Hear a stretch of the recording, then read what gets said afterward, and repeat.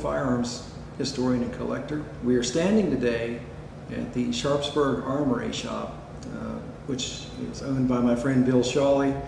You can see the guns behind me with tags on them. Bill collects as well as sells and trades guns.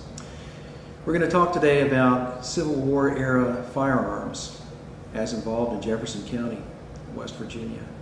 But I also want to talk about the background of these firearms and how they came to be. And specifically, I want to talk about the armory in Harpers Ferry and its role that it played in the war. I'm holding in my hand a Charleville musket pattern. In the Civil War era, linear tactics were used.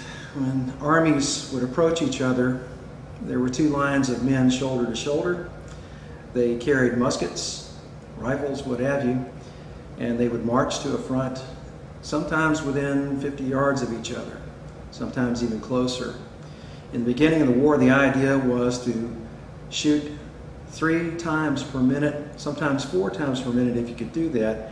I personally, over many years, have never mastered that. I got as best as 2 shots per minute, but I imagine if you drilled all day, and if your officers were succinct in what they did, you would be able to achieve that. So just imagine a whole line of men firing and loading 3 to 4 times per minute. A hail and a wall of lead constantly. Pretty soon there isn't too many oppositional forces standing, and that's the idea of the tactics of the time. The musket was king in everyone's idea. The people who were educated in this country's military academies, our first military officers understood that to load and fire 3 times per minute, you had to have a weapon that could easily load and that could quickly take a round and then dispatch it. So what I want to do is quickly discuss this piece that I'm holding in my hand, what it is, and then we're going to go into the reasons why they were favored and then built. Thing to notice first is that this is a flintlock. And what I mean by that, this is called the cock, and it houses a rock called a flint. This is an ignition system. This piece is called the hammer or the frizzen. If you look, you see a pan. That's where the flash powder goes. You cannot see it, but there is a small hole in the barrel. That's called the touch hole. Some Confederate soldiers would misname that the torch hole. It's a good idea. It gives you the purpose of it. It transfers the explosion from the outside of the piece to the interior of the wall of the barrel where the main charge is. And then this piece will fire, hopefully, on a good day, without wind, without rain, without snow. Starts to give you an idea of the reliability of the flintlock. That's why when you look at the history of battles, oftentimes what you see is they were fought on the most gloriously beautiful days of the year. That's because the generals all understood that the flintlock was at that time key to loading and firing a musket. So this is the flintlock musket. We will talk about the whole gun here today, so we're going to talk about it lock, stock, and barrel. If you've ever heard that term or expression, that means the whole thing. And that's what we'll be discussing here. The musket, then we've talked about the brain of the gun. That's the flint lock, or the lock part of it. When it is primed and ready to shoot, you pull the trigger, you should see a shower of sparks. Well, if it works. Remember I told you.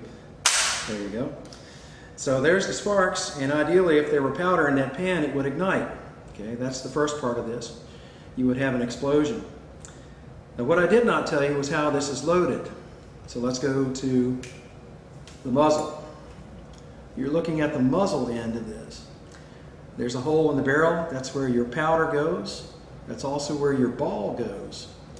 You also have a ramrod. That piece will ram the ball and the powder down the barrel when it starts to get dirty. To tell you the truth, most of the rounds made for muskets were issued to soldiers in a container called a cartridge. I'm holding it in my hand. It's a paper tube or sometimes a skin tube that has powder in it also the ball, and you notice it has a tab.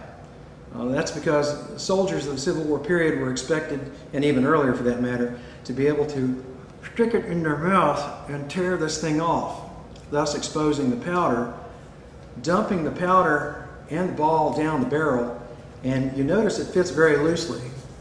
That is by design. Remember, we said 3 to 4 times per minute. You should be able to throw this down the tube without having to use this ramrod very often. And let's say we'll call that a volley every time you fire. This should ignite, should send the ball and the powder, should work, and you should get off at least 3 to 4 shots, hopefully, before it starts to gum up and get sticky and get very messy and dirty. The musket would be a mainstay of the military for a long, long time, as we said.